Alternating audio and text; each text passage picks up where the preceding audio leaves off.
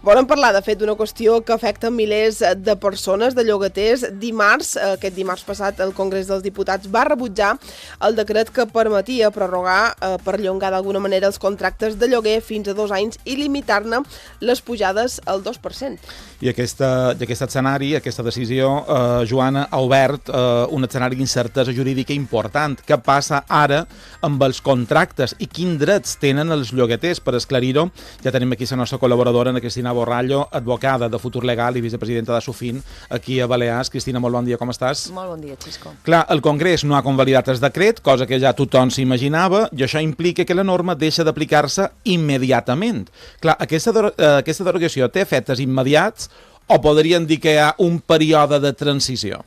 Pues sí, com has comentat, aquesta situació ara tenim una certa incertesa jurídica i això provocarà segurament una litigiositat bastant potent, no? En els pròxims mesos ho veurem en els jutjats, aquestes situacions com se resolen per part dels jutjats, perquè efectivament el Congrés dels Diputats no va validar. Pensam que quan un reial decret llei arriba al Congrés dels Diputats no se pot valorar, no se'n poden introduir disposicions, l'únic que pot fer el Congrés, perquè ho diu el reglament, és convalidar o rebutjar. El que va passar és que se va rebutjar. Per tant, ara aquesta mesura que va ser eficaç durant un cert temps ja no se podrà tornar a emplear, és a dir, les persones ja no podran invocar novament aquest dret de pròrroga, de pujada, bloquejada del lloguer. Per tant, què passa? La gran pregunta és què passa en aquelles situacions d'aquells arrendataris, aquells inquilins que han formalitzat aquesta sol·licitud en els propietaris.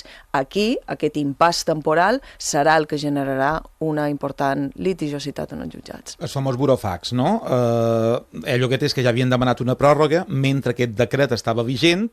Què podran fer? Perquè no és que quedi aprovat aquesta pròrroga aprovada o perllongada automàticament per haver enviat un burofax. Hi ha recorregut legal per allò que expliques. Sí, hi ha recorregut legal per defensar-ho i també per una banda i per l'altra. Ja. És un tema molt, molt, molt conflictiu perquè pensam que això ho diu la Constitució, els efectes que pot tenir la no convalidació d'un reial decret, que és el que ha passat aquí. Jo en principi són de la teoria, perquè hi ha bastantes sentències, bastanta jurisprudència que així ho respalda, de que aquelles sol·licituds que se varen fer durant la vigència, l'eficàcia legal d'aquest reial decret, si s'han invocat de manera correcta, article 1 d'aquest reial decret, s'ha fet com toca, en el termini, així com diu la llei, amb un burofax, no basta una comunicació per WhatsApp, un àudio en el propietari, no. Hi ha d'haver una comunicació formal rebuda per part del propietari, fet en temps, i si és així, tindrem base com per defensar-ho. Però està clar que el propietari també té base legal com per fer el mateix. Per tant, insisteix, no és una cosa clara, és una qüestió que se resoldrà en els jutjats i a més veurem tot d'una, perquè tal vegada un jutjat de Palma resol una cosa, un de Ciutadella una altra i un d'Eivissa una altra. Podria passar perfectament. I un d'Albacete tot el contrari. També, efectivament. És que t'anava a dir que no sé si estem davant un fet insòlit, no? No crec que hagi passat això en cap altre moment històric o en altre moment no sé, dels darrers 20 anys, per posar un exemple, no?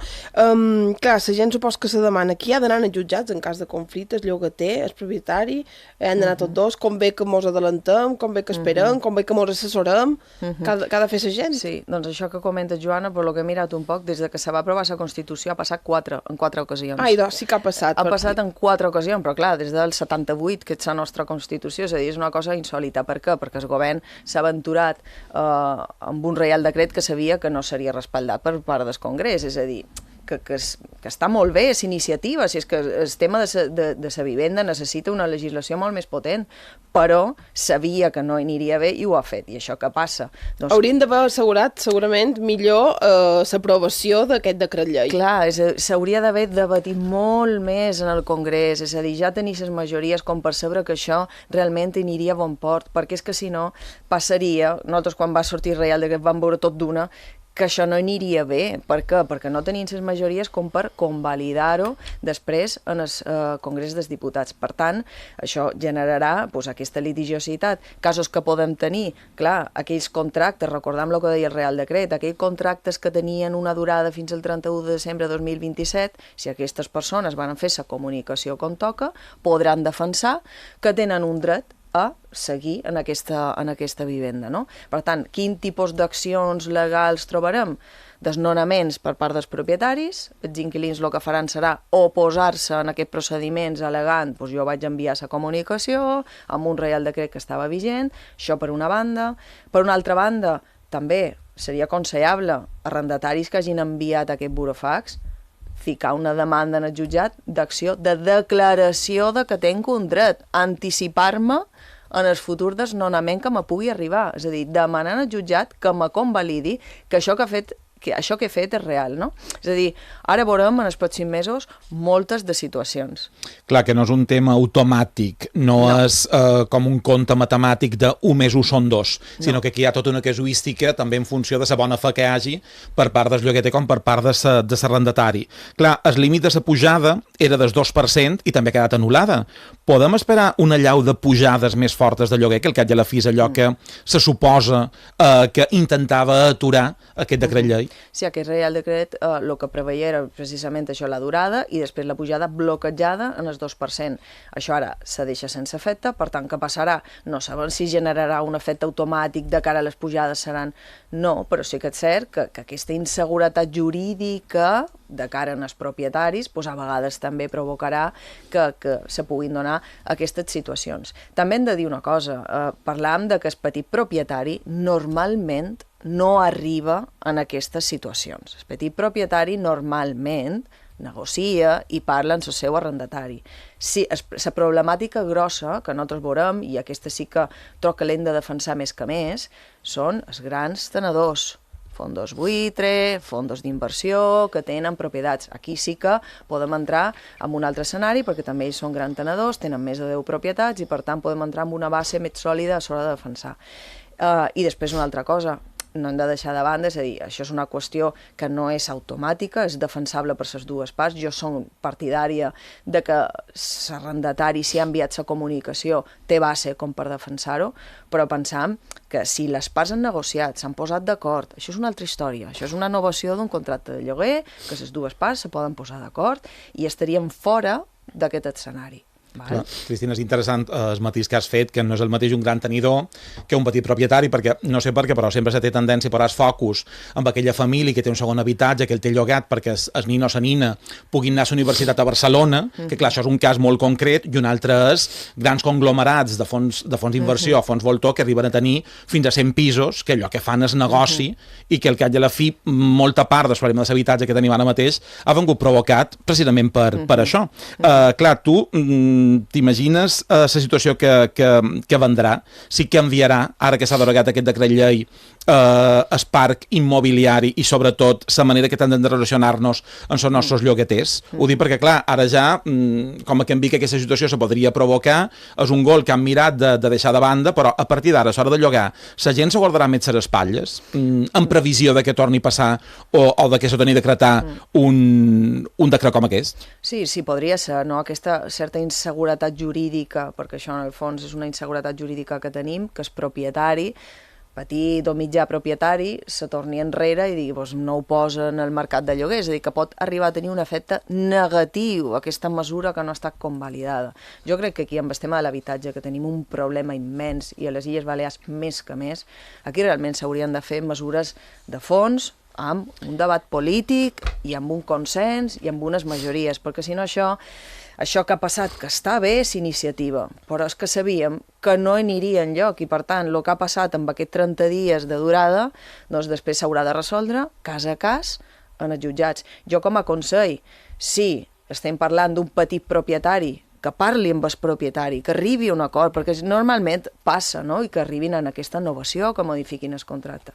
Grans tenidors, sí que tal vegada convé fer aquesta declaració, aquesta sol·licitud en el jutjat d'acció de declaració de que tenc un dret a seguir-ne, perquè si no, aquests fons voltor i aquests grans fons d'inversió no se defensen de la mateixa manera que se poden defensar un petit propietari, no? Avançant-nos un poc en el temps.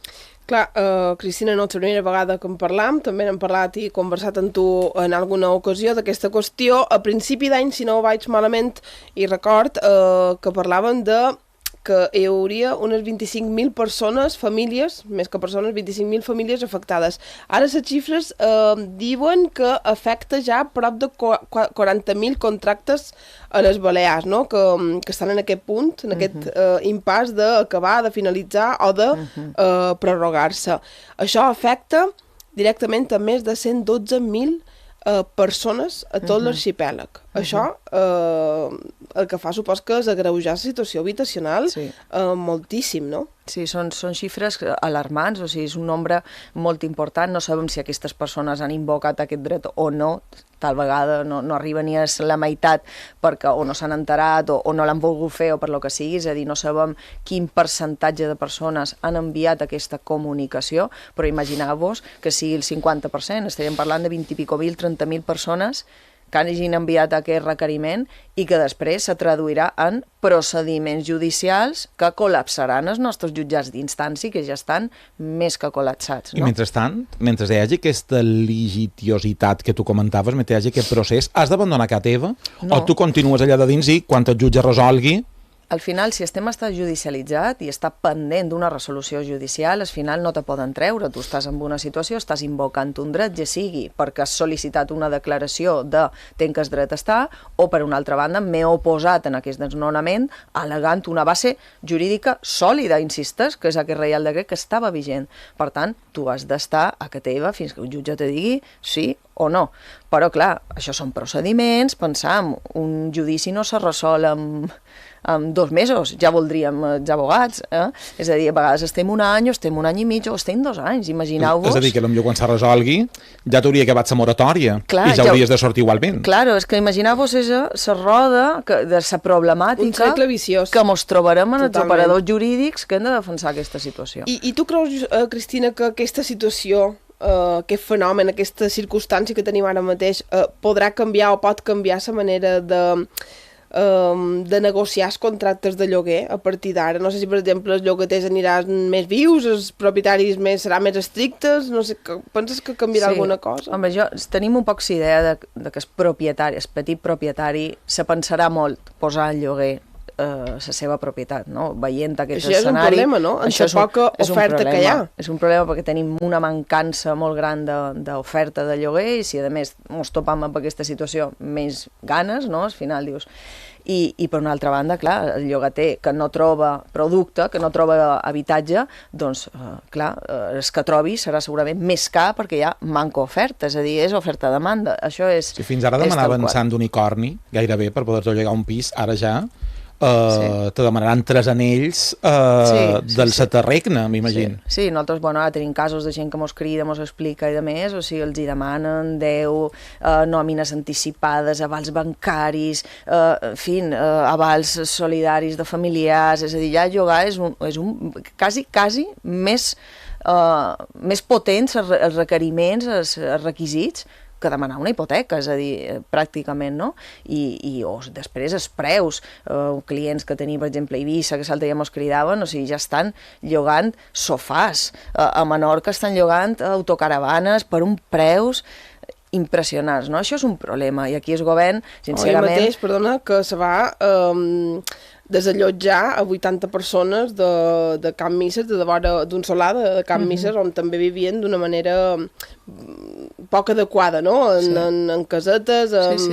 Sí, i lloguer de sofàs, o sigui, nosaltres sentim moltes de coses dia a dia, i aquí és un problema molt greu, que sí que el govern, a través de la via d'urgència d'un Reial Decret, que és una mesura extraordinària, s'ha posat a legislar damunt una qüestió que necessita un debat polític de fons amb un consens perquè mos afecta a tots.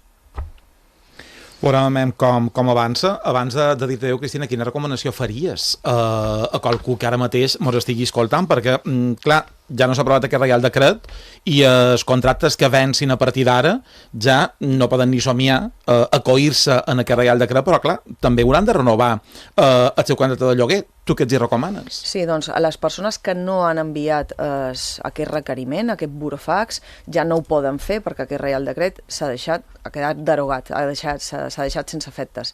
Però per una altra banda, és que sí que varen enviar aquest requeriment, aquí hem de distingir grans tenidors de petits propietaris. Sí, bueno, me referia a la gent que han enviat aquest burofax, només li queda negociar Sí, en el propietari del seu habitatge i doncs, mirar de treure el màxim profit possible, però que la pujada sembla una mica inevitable. Sí, s'ha deixat sense efecte Reial Decret, per tant no només mos queda la negociació directa amb el propietari.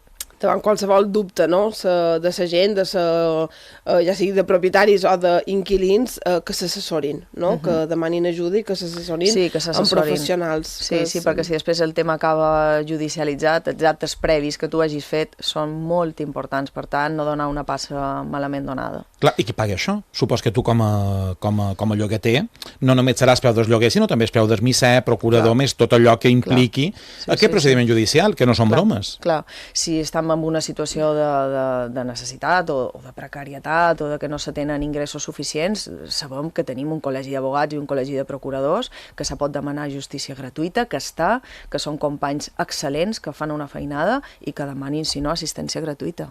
Està molt bé que facis aquesta puntualització, però també és vera que això també pot fer que molta de gent se tiri enrere, no? Que diga...